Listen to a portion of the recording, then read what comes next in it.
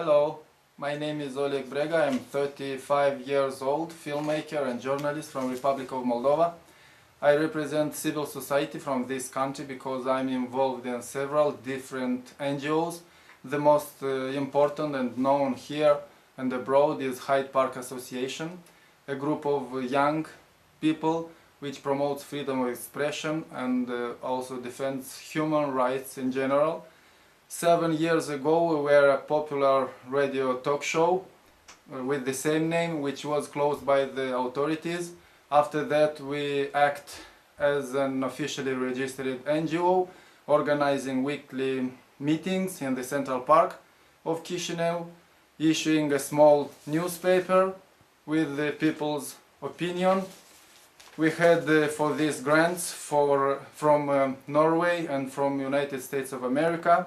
But 2 years ago we decided to dissolve officially this organization because of the pressures made by the authorities. It was a form of protest against the permanent harassment, arresting and illegal seizing of the peaceful demonstrations, interminable trial processes.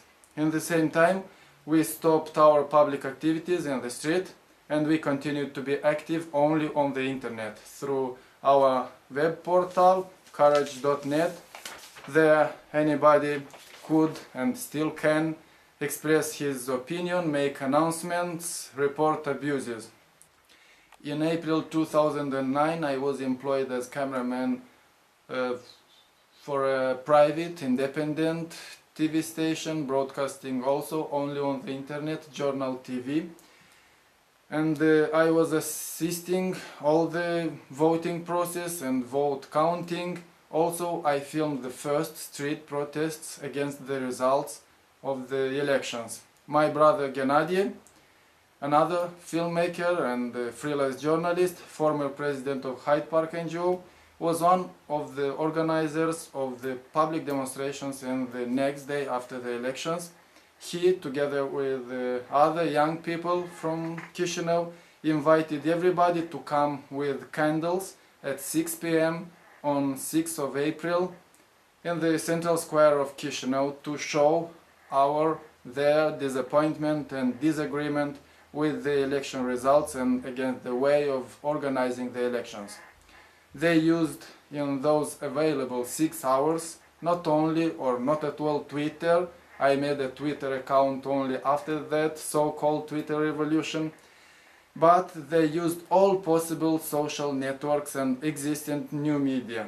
Facebook, Netlog, especially Odnoklasniki, a Russian website. My brother Gennady had there a group or some groups with thousands of users and subscribers, which he announced immediately about the intentions to protest. But the most important was the instant mobile messaging service. I sent many and received during that day some SMSs from unknown persons inviting me to the protest. Some were sent from the website of the mobile companies, which permit to send unlimited or at least 20 messages per day for free. Also the internet messaging as Skype, MSN, Meebo were fully used.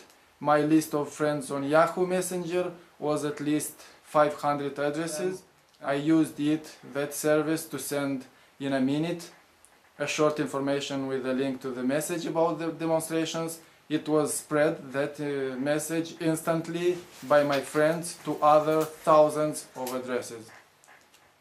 These tools, together with the many blogs, online forums, mailing lists and e-groups, permitted to inform most active people in Moldova about the action, and it can be explained to the huge crowd which came on 6th of April in the center of Chisinau, because most of the population couldn't accept that a political party, after 8 years of bad governing, can take again half of the votes to have again the majority in the parliament.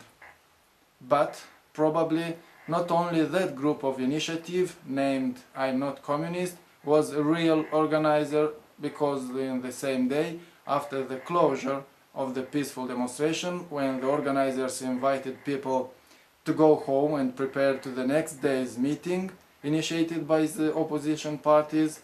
There were many provocations and violent actions, but the visible public events finished before midnight without damages, without arrested or injured people.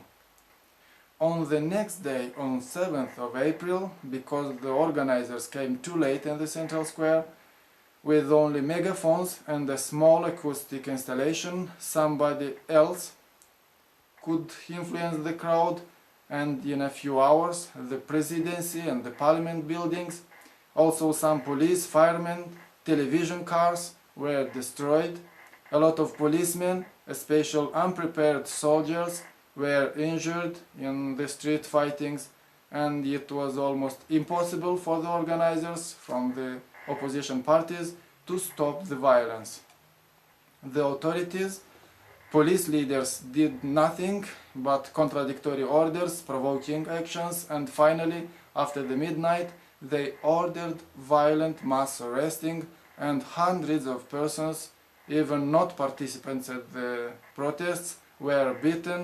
At least 3 persons died during that operation.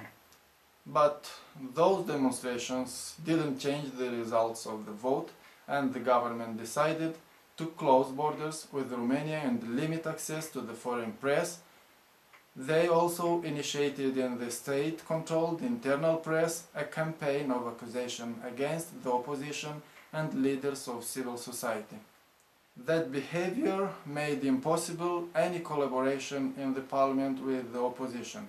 Communists couldn't vote a new president of the country, and they were forced by law to organize new elections. On July 29th, Moldova voted for a non-communist majority, which formed a new governmental coalition, more democratic and pro-Western, pro-Europe. It holds now most of the executive power in the state, and these days they are trying to elect a new democratic president of the Republic of Moldova.